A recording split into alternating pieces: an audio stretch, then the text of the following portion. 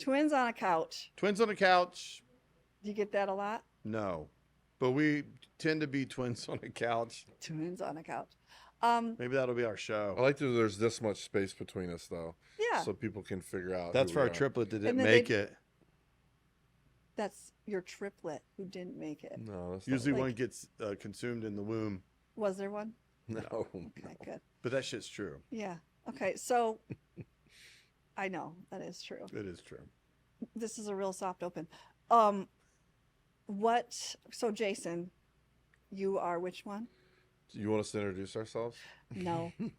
You know. You're Jason. I do know the difference. When you walked in, I was unsure for a minute. Just kidding. You met me in a dark room in New York, and you had a weekend with him in Florida with Patty. Yes, Jamie. And it sounded weird the way you said both. Frankly, both of those scenarios sounded a little weird. Yeah. But- Now that I think about it, they Yeah. both do. We were in a room in the dark and At a hotel at a premiere for our Yeah, documentary. so I did meet you. Mm-hmm. So let's go back in time. How does Lindsay know Jamie and Jason Neese? Yeah.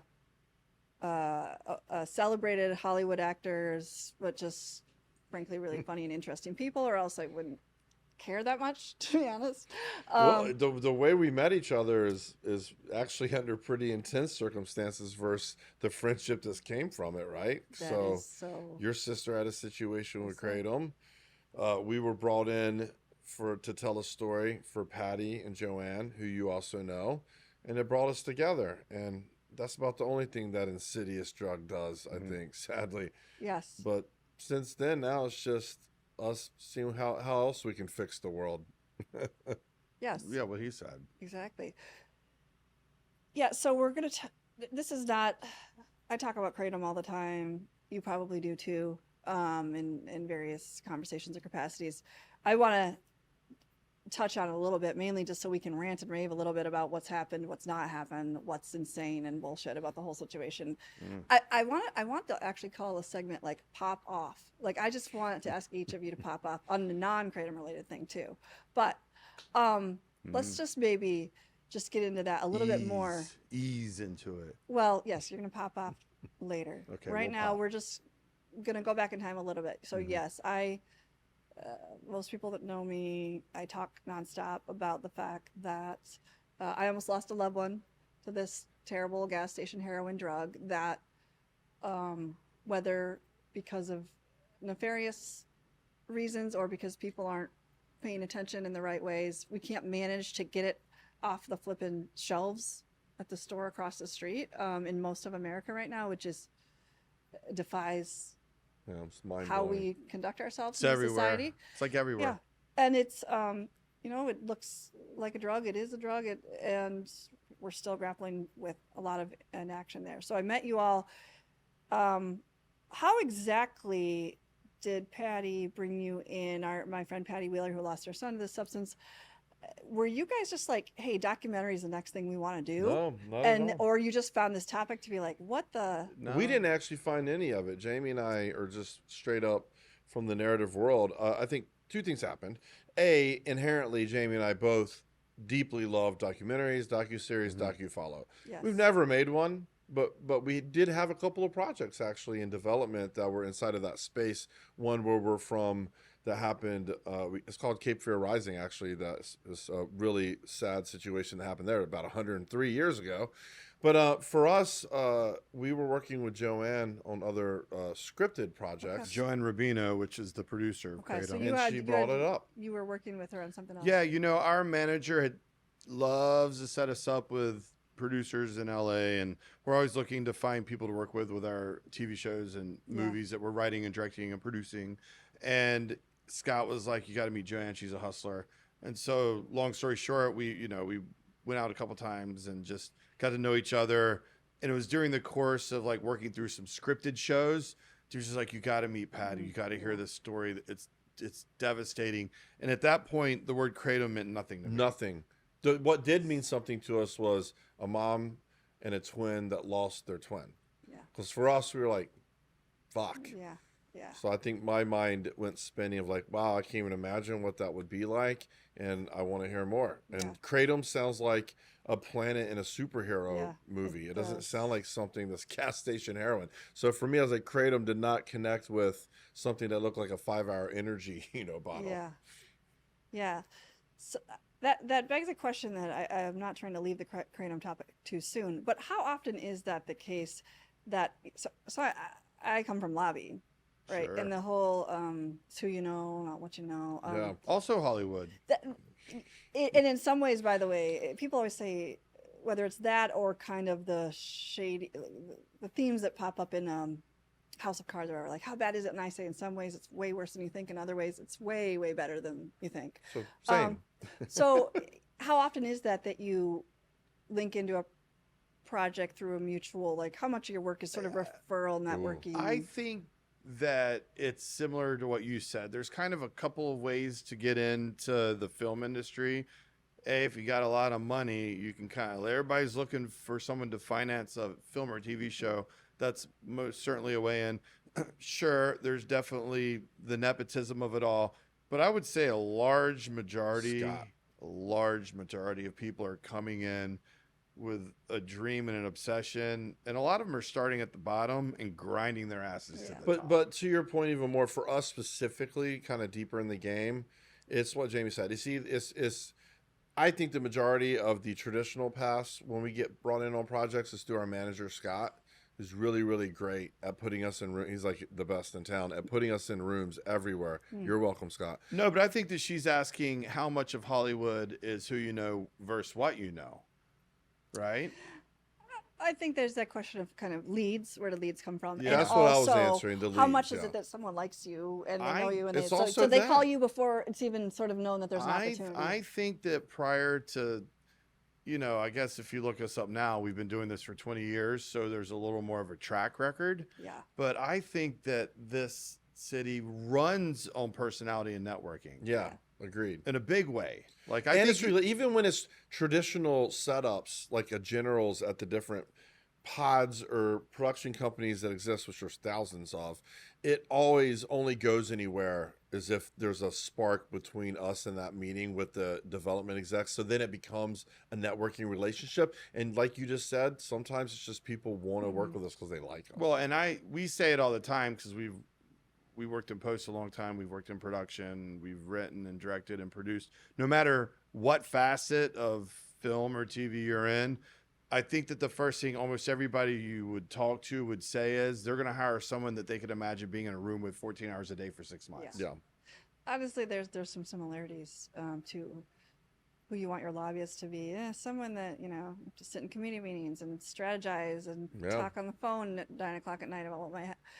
I mean, and I actually think in my industry where there's not all this raw undiscovered talent in a captive, it's kind of the opposite. Like there's a Right, lot of mediocrity that ends up getting work because like they've golfed together. I think that maybe only happens in Hollywood is if there's money backing the mediocrity. That's exactly what I was going to say. Is there a shortcut? There is, i.e. where it's not a meritocracy, and you're basically saying it's that people ride the coattails of someone that's a funder. Yeah, I mean the meritocracy, you can probably get a little frustrated if you're relying only on that. Yeah. I mean, there is, Jamie and I had zero connections when we came out here except for our friend Paul Johansson and like one other person, and he like saved us from being on the streets. But other than that, like, how are you going to forget about Josh Jackson? Josh Jackson, you. also thank you, Pacey? Josh. Yeah, Pacey. Because where we're from in North Carolina, our college that we went to get our BFAs in creative writing was Dawson's Creek's high school. So every day they were filming while we were gosh. little 18-year-olds running around trying to get our college degrees. But for us, where we're from, a smaller area on the other side of North Carolina, it was quite a culture shock to see film sets is all around you. So while we didn't get a film degree, we just got writing degrees, and nor did we ever is it think. everything a we, by the way? Have you mirrored each other in all of the Yes. Okay. Yeah. It's I actually find it endearing, but he just published a novel. I didn't help him on that. But we will adapt it as a film together. Yeah, so back even to the the we. Oh, so geez. even Back the to the novel we. It's gonna eventually be comes written back by- to the brand here. Yeah, we were I have so many questions about that. We were the Twin Towers before we worked in film because we were huge basketball players. So we were That was our moniker back in Davie County, North Carolina, which is where we're actually from. Okay. Yeah, my head's gonna explode. I have just so many questions. Um, so you caught a glimpse of it earlier maybe than you should have because of the Oh, big time. location of. Dude, there was no business any of us had walking around and seeing Katie Holmes or Michelle Williams or Josh right. Jackson. And then like that summer, like it was a golden summer for the film community in Wilmington, which we didn't know shit about at the time. So literally, no exaggeration, it was like Martin Short, John Travolta, Vince Vaughn. I mean, Wow. in downtown, and you're just like, wait a The minute. elites are It was, at really. the time too, because Yeah. that was the early. It was 2000s. basically before Atlanta became Atlanta in the Yes. filming world. It was Wilmington. In fact, there's a whole. Is that all about incentives, tax It's incentives? all Yes. about Yeah. incentives. It's all But about. also, Wilmington's a nice, beautiful, quaint town. That Well, you gotta have that. doubles. That's an obvious. Wilmington Mhm. plays like Stephen King used to shoot a bunch of stuff there because it plays for Maine, and so and also if you throw a bunch of dirt and horse manure in downtown in the streets, it's going to feel like 1898 because a lot of the buildings haven't been updated in a great way, and so when you go down there, half the streets are still cobblestone and old school rock streets, and you still have like the big tall hitching post for the horses for the carriages. So it's a plethora of like historic value and endlessly inspiring for a lot of our early scripts. Truly. So, and I need different. I do know I have gotten up to speed on like some of your work, but there's a lot I don't know. Are you referring to you did some westerns? Yeah. Well, no, those were Kevin Costner's, but Okay. we were. So what was you? Why did they need you? We were a couple of producers on those westerns, Okay. so we ended up in Utah Okay. with Kevin and a huge crew shooting westerns for 2.5 years. They were called Okay. Horizon. One's out. Hopefully, the second will be out Okay. We call those westerns still. soon. Yeah. Oh yeah. I mean, we call those Kevin Costner westerns Yeah. because it's very specific. Because you know when I think about western, all I think of is like a lot of yellow and brown.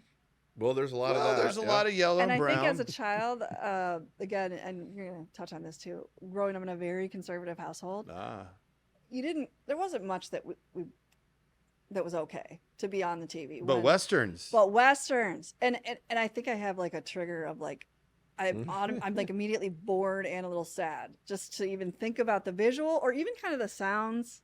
It triggers you to It's your a youth. triggering It's the hardest thing It we've feels ever done. lonely to even think about watching a western. So like it's- basically, no one cares enough about my input to even have a clue that I'm in the room, let alone what would I want to watch. Like that's what a western feels like. Oh to me. no. I mean, I have fond memories growing up of. We grew up in a very conservative. I know this. house as well, and to this day, our mom sitting in Sherman Oaks is watching Little House on the Prairie and old westerns all day. It's like, and it's So it clean, actually brings us wholesome. comfort, though. It's kind of different. Sorry, Interesting. it's different for us than well, you. I think that Interesting. growing up in the '90s and way before we knew Kevin, you know, you had Wyatt Earp and Tombstone and The Quick and the Dead and all these fabulous, not modern westerns, but westerns shot in the '90s, Yeah. and we loved them. And To be honest, though, that might be based on who you were, even demographically. You might be more interested in those to begin We with. were right? Like that's Southern. the last thing I really want to Our watch. uncle literally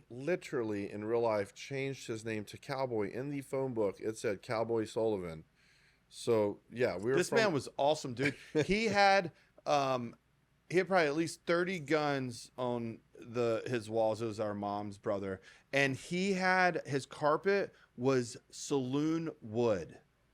Really, but dude, like carpet, like just but made yeah, to look like. yeah, it was carpet, my God. saloon wood, Yeah, dude. Sounds graphic custom. carpet. It Well, was his whole house was custom. dude. We would It go- had to be. when we would go there. It would just be like exploration was endless. Yeah, He was okay. a one of So one. forget Kratom and forget Hollywood.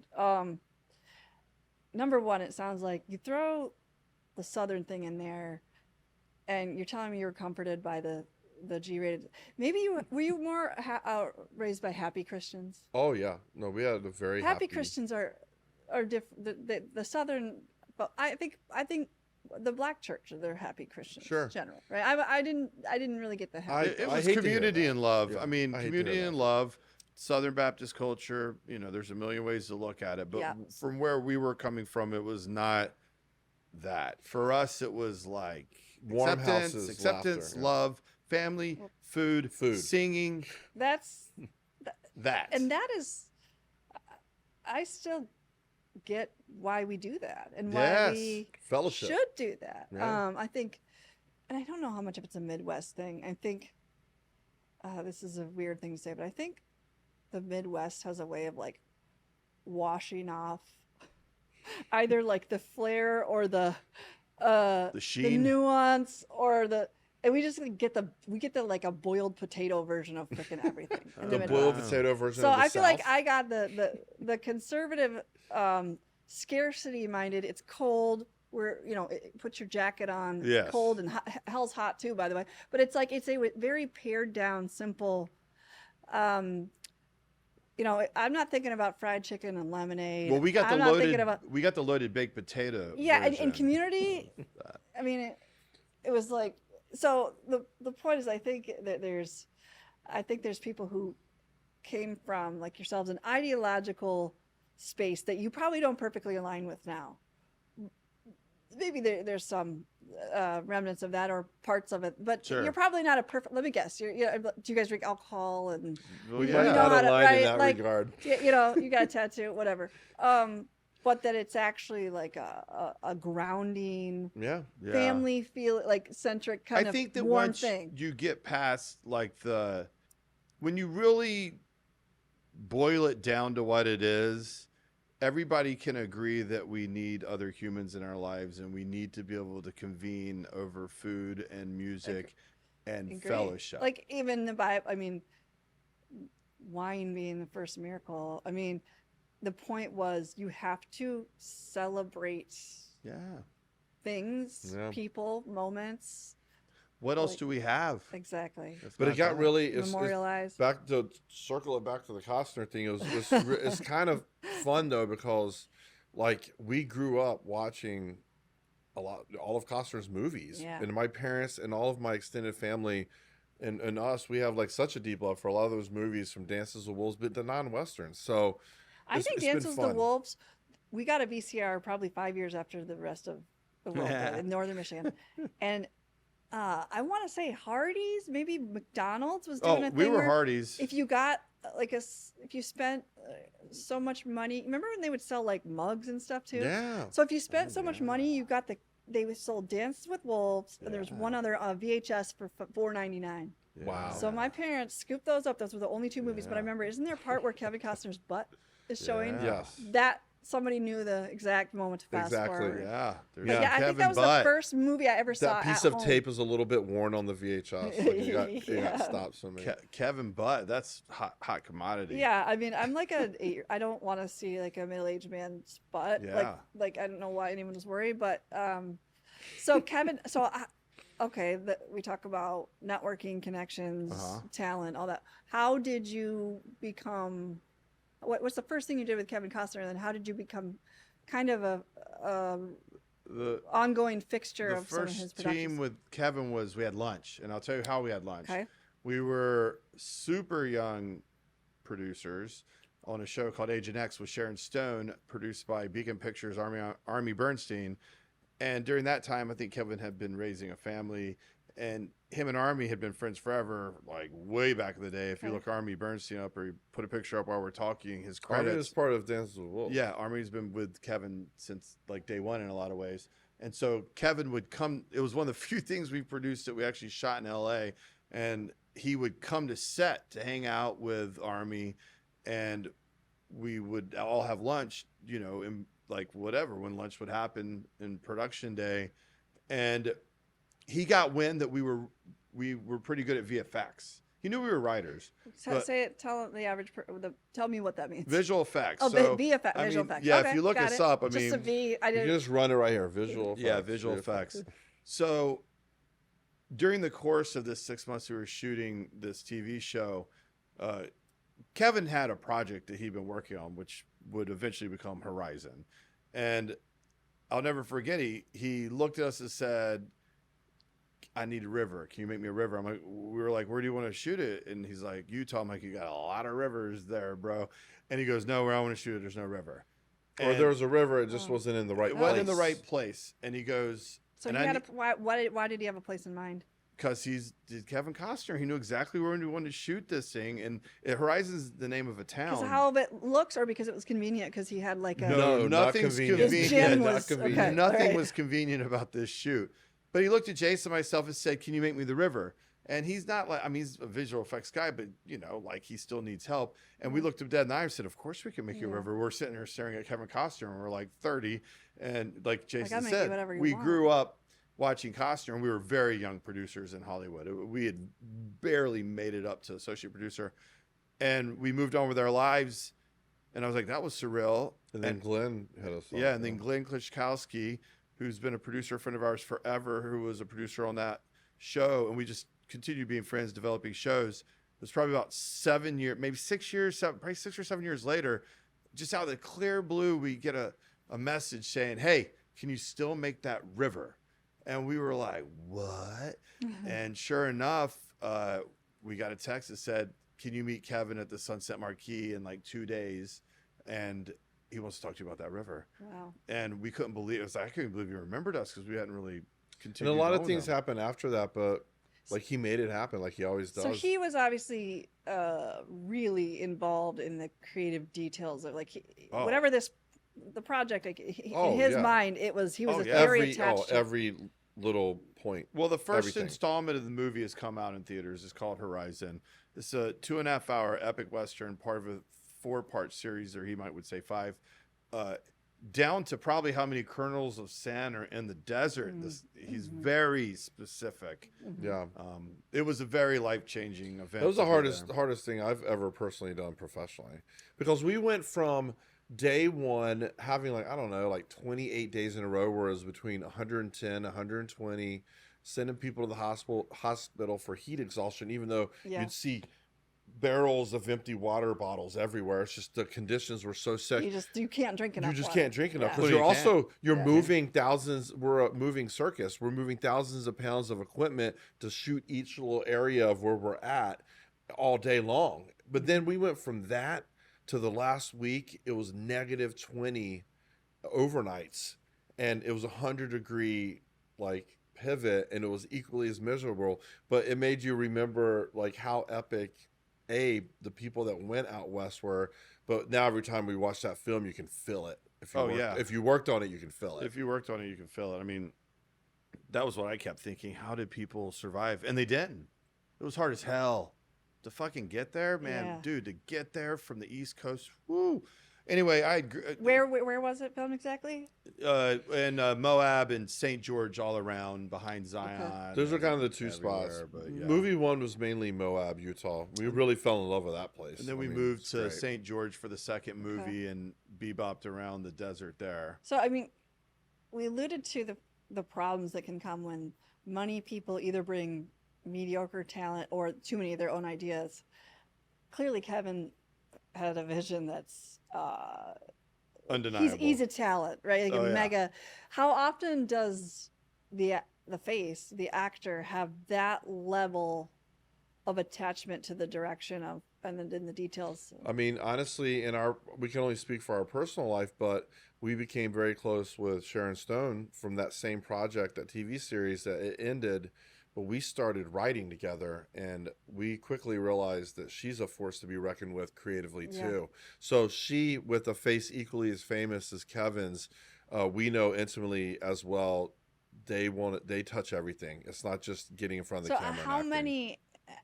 That's a big question, but your ballpark estimate of the amount of actors who at least are working are really intelligent and creative. Oh, What a loaded question. Because mean- frankly, is the reason I know Kevin Costner's name and Sharon Stone's name, because it actually it's not just that you're good on screen. The people that are the A-list or whatever are actually that. I think they're brilliant. here's what They're I'll making good decisions. Here's what I'll say Yeah. about it. I think every generation you have a group that comes along, whether it's the new one of the Tom Hollands and Zendayas and all those folks. That generation was, Jeff Daniels and Costner's and Sharon Stones and Al Pacino's and Dustin Hoffman's and all that stuff.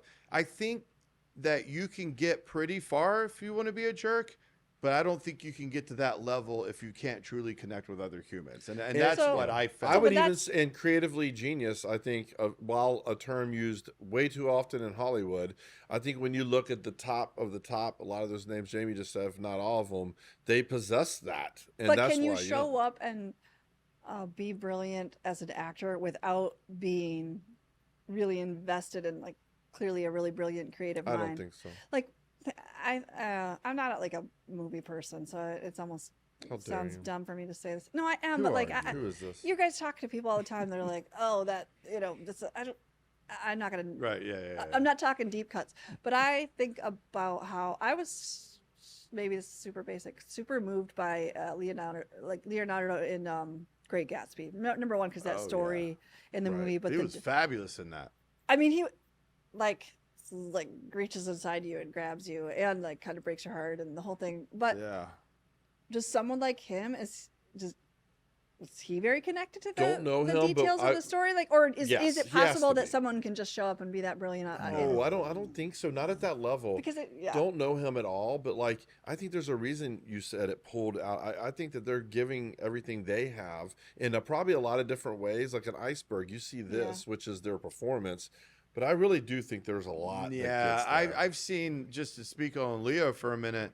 First off, the old saying is, if you were like in the top 10, if you were like one of the people that would be up for the role of like something in the 90s, 2000s, or even today, the Yeah. joke is if you got the role, it's because Leo turned it down.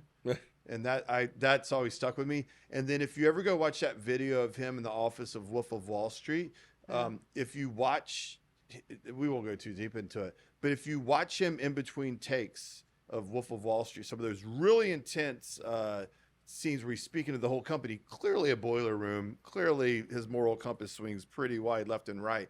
But when you watch in between takes where he's had in his headspace, and when action's called, that type of talent will get you to the Yeah. top. I have a pedestrian analogy, but in that it's not sexy or Hollywood, but in lobbying, in public policy, I see the same thing where people would say, "Oh, you're either really good on the policy or you're really good with people and you're likable." And Sure. I completely rejected that. I said no, because once I've got someone, and by the way, they like to be around me, and I have access Yes. to them, and also I've built trust. And to me, the number one way to build trust is to be authentic, and that often means humble, self-deprecating, whatever you have Yes. to. It's the fastest way is to show someone that you're real and they can trust you, is to be like, I'm so flawed. Here it Yeah. is. You can see it. All right, now let's talk. But once you have them, if you don't know if you don't Yeah, have the right it's answers, over. if they have to go to somebody else for the answers, Yeah. if you don't, the opportunity presents and you don't connect the right dots to get them the right information and pitch it and bring it home and make the analogy personal. Like the point is like, you got to be firing in all That the sounds things. exactly the same. It's all the same. I mean, Hollywood, whenever actually. we talk, filmmaking is just like any other craft. If you're really good at shooting free throws, but you can't dribble, then you're not going to be a great basketball Yeah. player, but you could be on the Yeah. team, right? And it's the same. What you just said's right. If I can memorize my lines, but I can't deliver it and also have fun with the crew every day for 12 hours a day, back to what I was saying, you're never going to be DiCaprio or Clooney. Yeah. You can only go so far as a lobbyist or as a general manager. It's always the same, right? So it's where those two things come together is where you find supreme Yeah. success. Yeah. I think it's actually probably very similar because there's some theatrics I would imagine to lobbying that come with the networking side and yeah. I think there's a lot of things happening at once. Yeah, Well, we've met a lot of definitely- big personalities in the lobby world. So you guys I'm sure. you have to be brave, bold, and confident. And you have to know your shit. Yeah, if you don't know your If shit, you- then if being you brave, don't, bold, and right? being brave, bold, you and can get in the confident room, but means then nothing. nobody wants you. No, I will. The I room will where they say make that, the yeah. decision, if you're optional there because you don't know as much or more as the other person. Now those people in Hollywood you can always figure out pretty quickly because they realize that maybe they were really good at doing a lot of the initial connecting, Yeah. but they start realizing that they're not bringing the contributions that people value the most in Yeah. Hollywood, Yeah. and you do start to see some energy I mean, shifting inside of those The moments. goal is always to make people need you. Yeah, but for And you sure, do like that through if you're at the providing value. if you're at the smokehouse or Musso and Frank's or wherever having a big thing, you're right. If you don't, at the end of the day, you can't back up how you got those people there. Yeah, Then you're Yeah. you're screwed. totally. Yeah, all that. Um, the grind of all of it, like The how I mean, all project to, this. because you know you're talking about Costner visiting this set and like he's scheming about his next project. There's the just basic economics of like, oh, you gotta, revenue. It's ideal if it keeps coming in, Yeah, or it it's comes kind in of on ideal. a quasi regular. Yes. How much? When do you ever become immune? Do you No. ever, whether you're No, it's Kevin very or you exciting. guys or whoever, do you ever become immune to like the next project? No, and no, grinding no. for that. No, you don't become immune. Well, I mean, I think that people, lifestyles, you grow with your lifestyle. I think you shouldn't. You should try not to and Yeah. do the thing. But I think that 9 out of 10 people, no matter what success level they're at on a film set or a TV set, is always wondering if they're going to get the call afterwards. That's true. But I'd also say that all these fun stories that we've already been discussing with you today were backed with 10 years, maybe 10 years plus of a true grind, of an early grind of from literally learning every job, being paid very little, living with 3 or 4 people in apartments, feeling How like about you're not going to rejection? get there. Oh, You- dude, this But industry's built off of is rejection. it as repetitive and disheartening as the people that they're trying out for the parts, Yeah. like on your side of being a Well, director? Do I you get think as so. many no's, I'll many put doors? it to you this way. Last week, we pitched a show 3 times, and we were told no by all 3, whether it was a production company or a studio. I mean, it's exactly the same. I mean, our no's sometimes come even more furiously because a project will pitch out 8, 9, 10, 15 times, and they could all be no's. No. Do you no. believe that your perspective is missing something and you need to modify, or do you think the timing is not right and the people aren't right? So the thing that I'll say about that is that there's so much effort and a huge team is brought. So we option the script usually to a production company or to a producer. Tell the world, including me, what options. So basically, we do like a writer's agreement or a shopping agreement with a production company or a studio, depending. We pitch our idea, our original idea, like, yo, we got this great idea. I'm hearing It's you're about South this. Carolina, by the way. What's that? You're South Carolina. When Oh, you say my North idea Carolina. or whatever. Don't get it. North Carolina guys, Sorry. don't worry. So Sorry. we could have a whole Sorry. civil Sorry. war. The way I said war, even. Basically, we come up with shows or we adapt IP. We pitch it to our producing partners or our manager, and we go take it out to production companies or studios. And then if they like it, then we'll sign like a shopping agreement, call it an option. And then our team formulates. We have to create a pitch. We have to develop a deck. We have to think about the season. We may even write the pilot or the full draft of the feature. And this could take weeks or months. And then we have to go out and kind of put on our clown suit, and we have to pitch every network for a TV show anyway, every network in town. And then 9 out of 10 times it's a no, because it's hard to sell a TV show Or in this town. 9.9 out of 10. 9.9. But honestly, I don't blame them. There's so much great material. The contraction that's happening right now makes it even harder. I don't really think it's because maybe our pitch isn't good or the show isn't good. I just think you're trying to find the tiniest little pinhole in this wall and like put a pin into it, and you only get one time. it's because I think in most professions you do go, okay, you gotta keep practicing, refining. For sure. Yeah, I have a problem where like if I write something and I like it, I'm not really a big fan of editing. You don't like editing? That's terrible. Thinking. Maybe you're just great from the beginning. Well, I don't. Luckily, Undeniable. I don't write scripts, but Right. I just think for me, I'm in my mind, I'm stressed thinking about the balance of where I need that other perspective, that better edit, that modification, and where I'm like pinhole in something or whatever you said, and it's kind of this like you got to have 10 notes to get it, and it's like I think that I mean, it's hard iterative not to get process jaded. would be I mean, it's really hard. Yeah, it's hard, and it's hard to not get jaded about it. Jamie and I have a shared passion along with our team. So for us, it's the thrill of the hunt, and I suppose it's just in our blood now, and it'll never stop. Like the victories taste that much sweeter when we get to sell or get past a certain level or further than we've ever gotten. Well, I will say that the editing process is vital in our world. Mainly, it's not about right or wrong. It might be to try to fit it inside of a mandate that a studio or network won't. Yes. Right. And that's It's also not their that fault. I understand, right? Oh, well, you can do this, but you get 200 words or whatever. And it's Right. like, oh, I have to make all those points. Yes. And there's just so many people trying to do this, and there's so many people that are much further along, have done much more than Jamie and I, that are in those same rooms pitching, trying to get those same spots on Yeah. series, you know. So That's true. This interview, by the way, that sounds weird. I love it. This conversation, it sounds as if I'm trying to break in. I'm not trying Do to. you want to be a movie star? No, I don't want like skills. I do think that Old I Sap would Yang? like a. It's a fantasized process right now because I don't know actually how. But I do think I would like a collaborative writing / creative process, right. an iterative, collaborative where Yeah. I don't know what a writer's room is really like, but I Sure. mean, this idea of like go do that for days and then come back and we'll see if we like it. That sounds lonely and boring and whatever. Well, Jamie and I live in a writer's room of 2 every day of our life for the past 20 But- years. So It's pretty built in.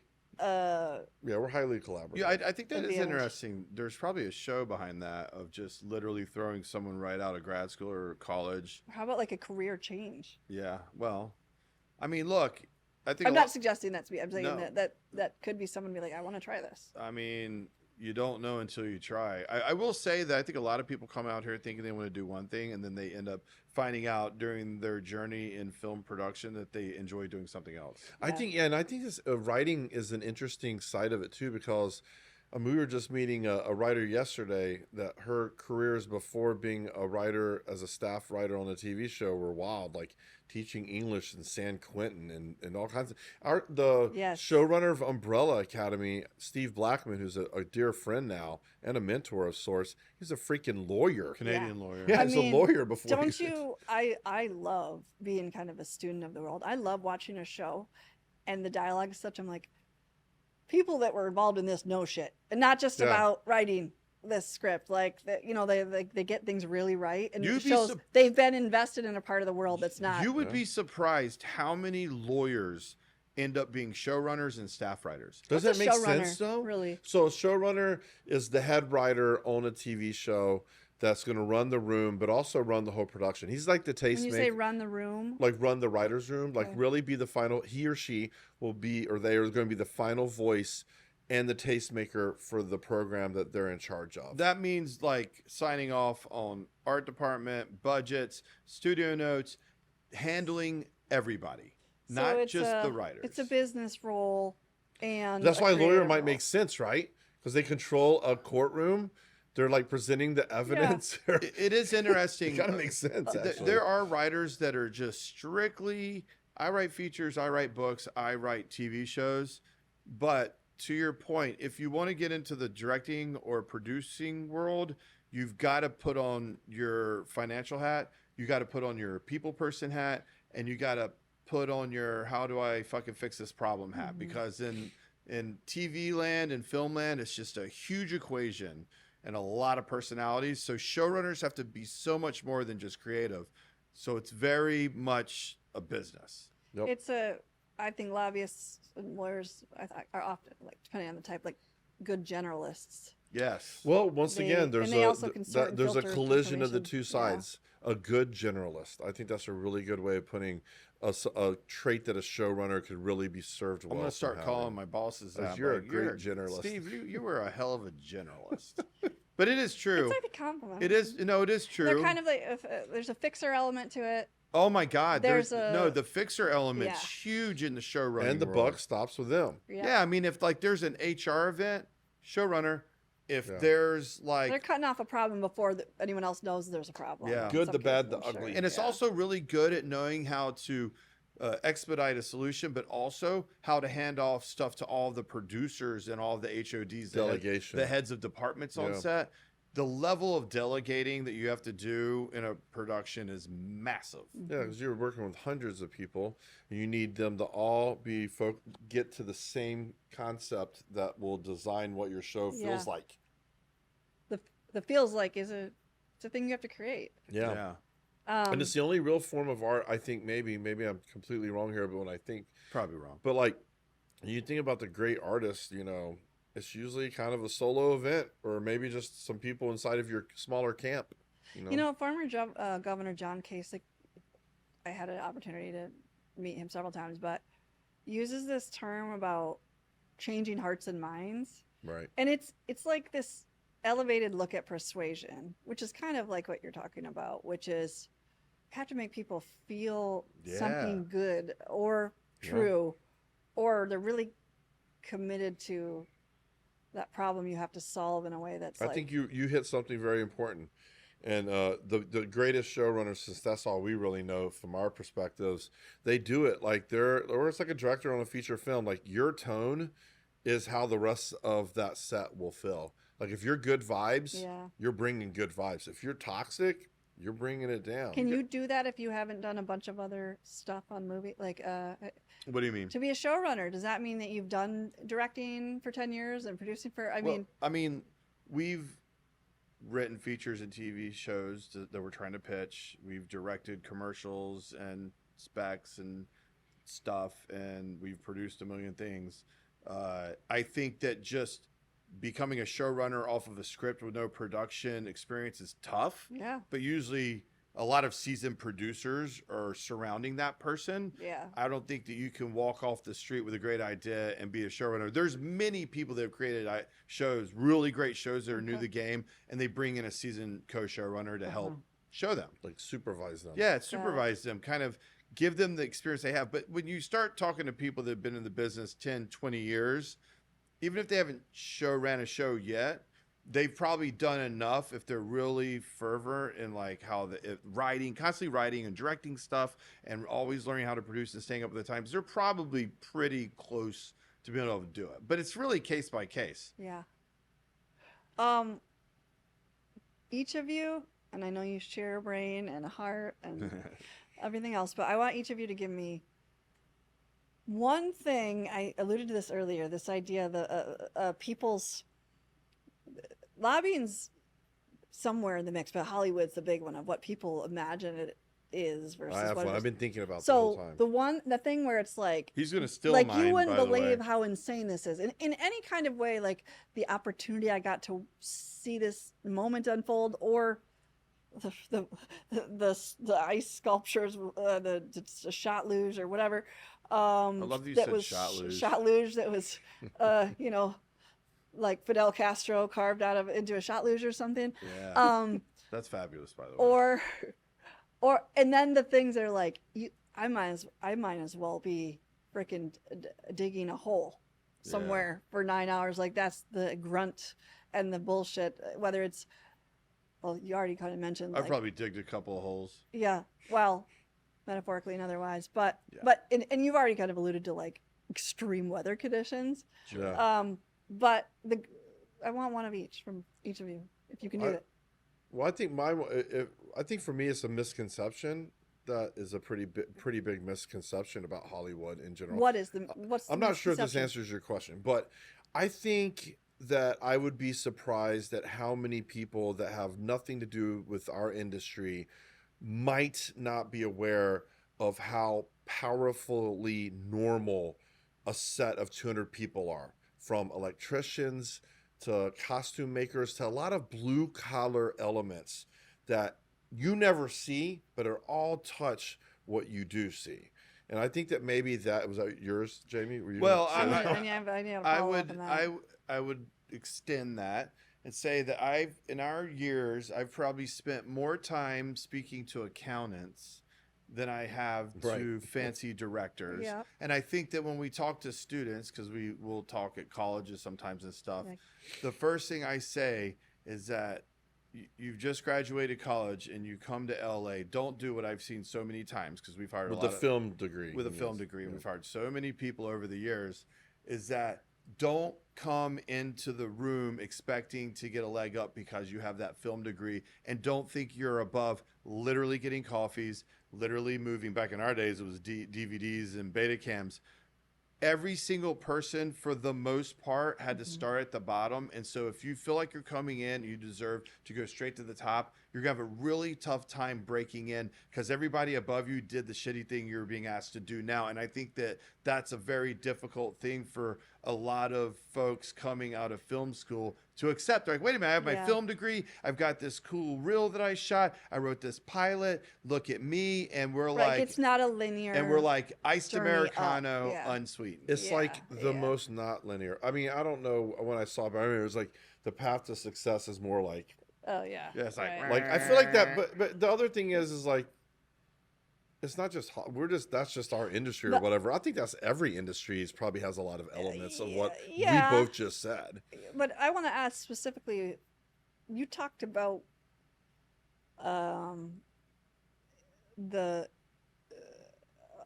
the density of normal, I guess, on a set. But what you're saying is that most of the industry are people that do this like a job, as if they were a road worker or a marketing, or are you saying that the realness of a set infects everyone, and it's actually just a very human and real experience? Both. I mean, I think that everybody's pretty excited when they get to their dream role on a set, whether it's running the electricity that make the lights shine down on the actor or the actor themselves. So I think it's both. I think that the density of normal is absolutely what the actual jobs are on a film set. But I'm not going to lie. It's like camp when you go work on a TV show or a movie. You're with these people and you're making art together, and Yeah. it feels special. So I It's a would privilege. never It can take feel like that a away. privilege. Yeah, I Yeah. mean, look, for every 5 hours, camera's trying to figure out where to move the camera, and Grip's doing their thing, and art department's trying to make sure the wall's right or whatever.